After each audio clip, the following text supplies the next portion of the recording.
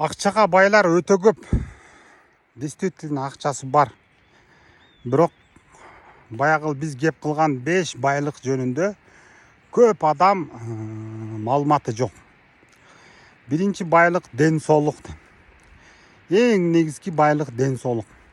Ал болбогондо эми байлык болбойт. Баягы Чубак ажынын бир жакшы бир баянында айтылган нерсе бар да. Бактылуулуктун оорусу менен ооруган адамдар бар да.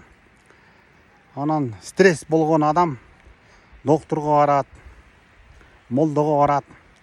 Анан кимдир бирөөлөр айтат да, сен чыныгы бул жашоодогу бактылуу адамдардын чапанын кийсең айгат дейт го.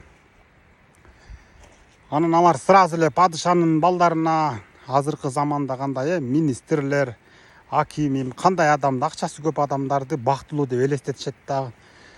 Анан ким бактылуу деп сураса, ошо падышанын балдары деле, министрлер деле.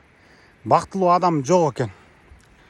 Анан тоодо жашаган бир адам мен бактылуумун дейт экен да.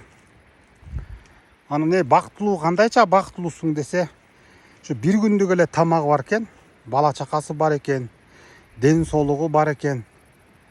Мындайча айтканда, Алла Таала бере турган адам таба албаган байлыктардын бардыгына ээлик кылат экен. Ошон үчүн ал адам бай экен да. Ошон үчүн 5 байлыктын бирөөсү